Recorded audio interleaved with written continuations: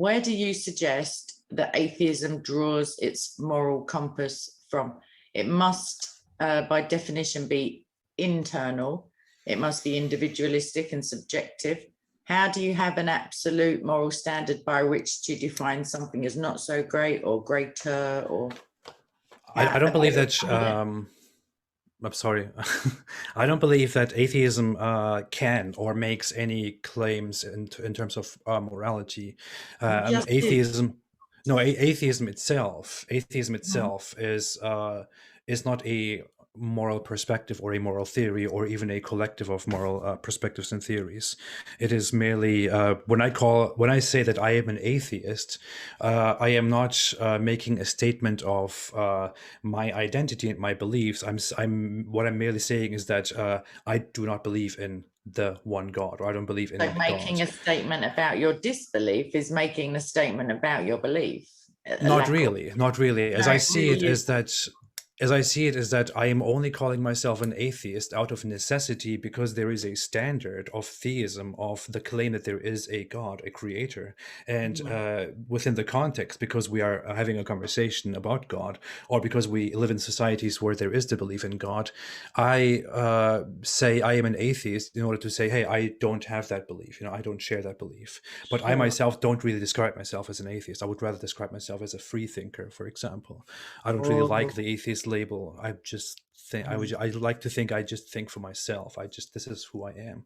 And in that, I think that my moral perspectives can consist of many different perspectives. I myself think that morality is very much arbitrary in its origins and a concept made by humans simply for purely functional reasons.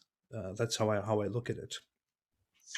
I think it is in our best. I think it's in our best interest to follow certain moral perspectives and to reject other moral perspectives, moral actions or rules.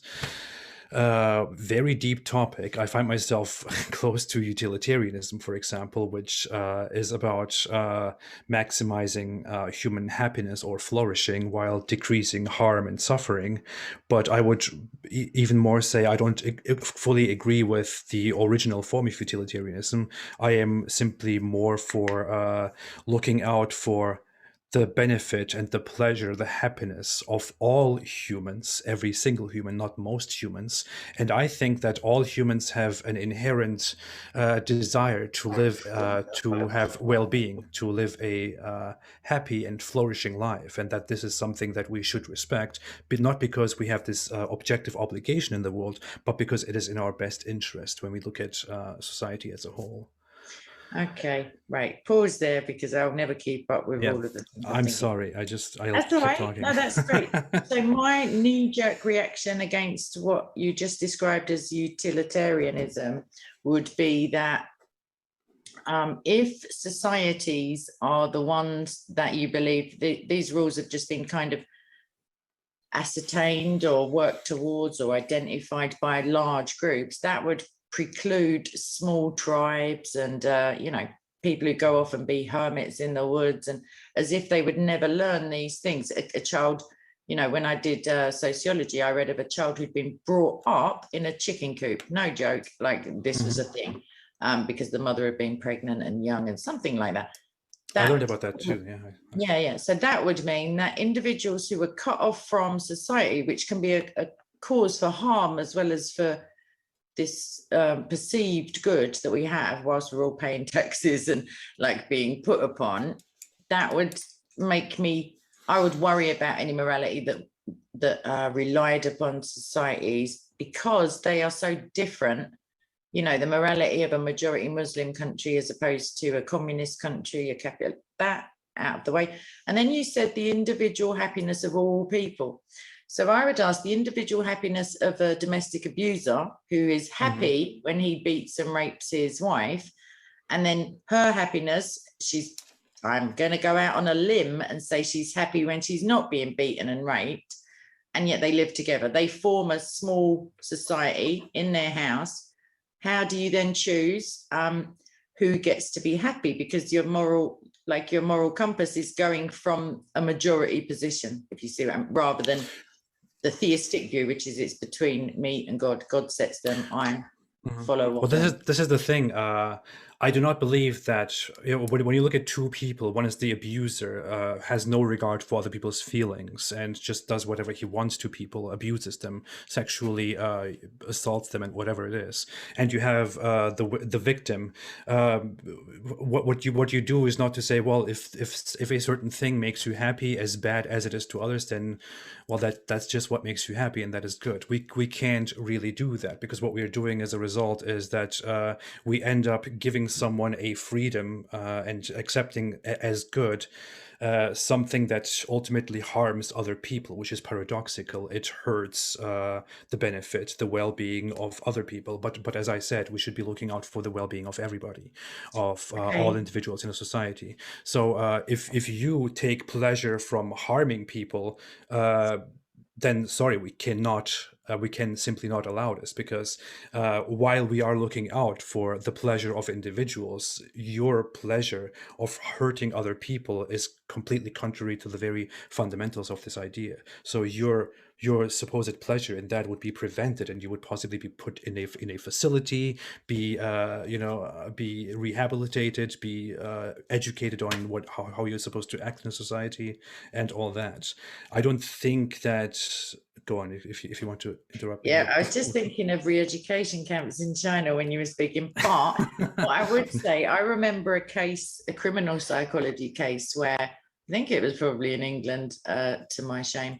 But I think there were two guys. One of them was a cannibal. He had some sexual thrill in eating human flesh, and the other guy wanted to be eaten. That made him happy. So how in your proposed, to be fair, it's pretty like what happens, but so just because the domestic abuse victim is unhappy is not the reason why the law is the way it is. It's because potentially they could be a masochist. They could also derive pleasure from being dominated and hurt, and therefore like ultimately be happy. So again, happiness can't come in as a deciding factor on morals. That's why children often rail against adults, because we see the bigger picture. We are the society for our children. We already looked into the future, as it were, and said, no, this is not going to happen. And it doesn't matter whether they're unhappy with our good judgment, because,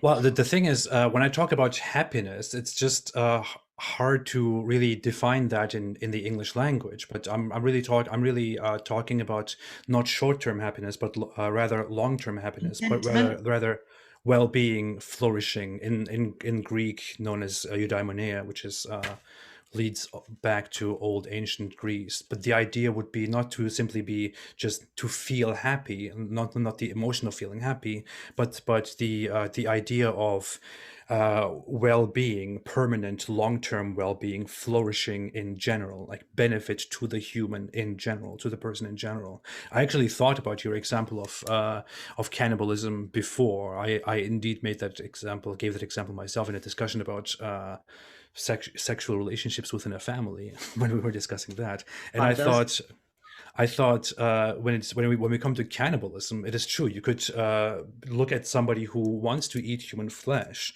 and then you could find another individual who says, "Hey, I'm fine with having my flesh eaten. I have no problem with it." It seems like both of these people are happy.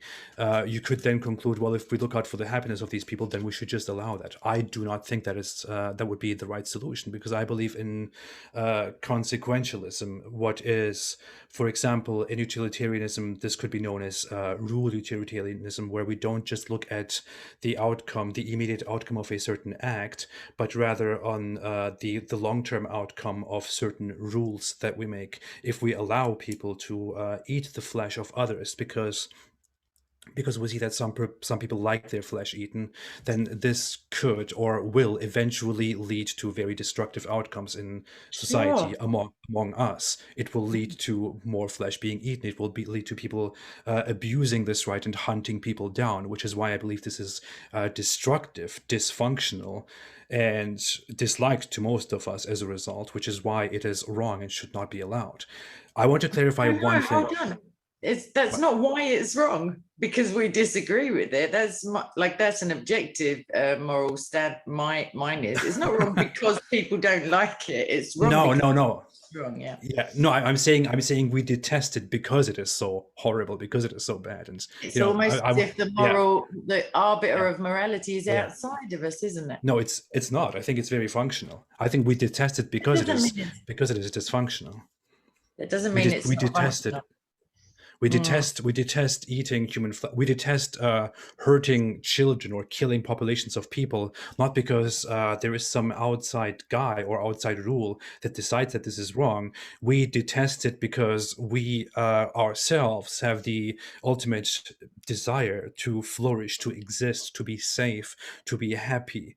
We want to be safe. We want to live well. We have connections with other people around us. We have empathy for them. We take pleasure from them. We make connections with them. And the thought of people being killed in masses puts the people that we like, that we pleasure from, in danger, and puts us in danger, which is why it is hated to us. This is a very natural reaction. We hate it because we think it is harmful. It terrifies us. It is dysfunctional, and then we want to ban it. So the moral arbiter is not outside; it is actually directly here within us, in our mind. I'm biting my tongue. Okay, right, so I've got another extreme example that just popped up from some form of, I don't know, psychology lesson. So the Ik, it's spelled I-K, they were or are, I'm not sure, a tribe in Africa.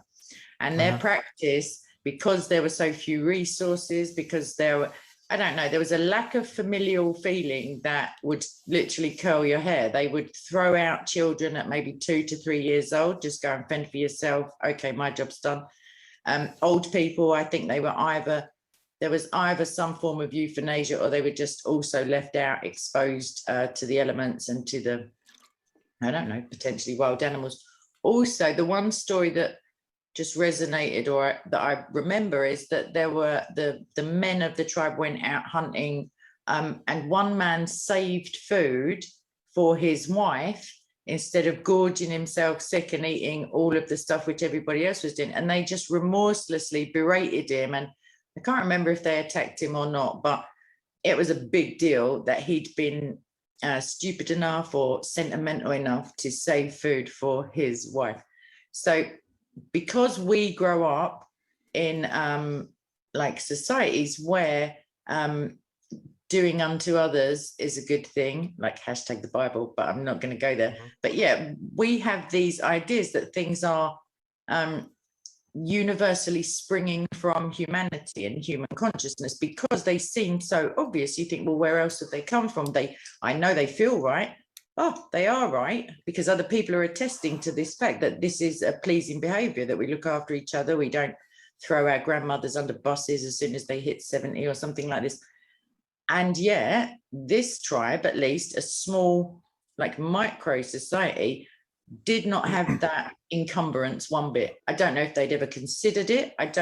The reaction of them when, with the guy just shows me that yeah, they'd maybe grown out of it, or maybe they'd always been that way. I can't remember, but it's just, it springs from somewhere. There's no, Muslims who I debate often point to Babylon or like some prehistoric, like the Egyptians, but at no time, I believe, in human history, I may be wrong, have any tribe or society ever sprung up that says raping your grandmother is a good moral act, punching your mother in the face while she's breastfeeding your sibling is like a great way to start a Wednesday. I don't recall ever like it's always pretty universal.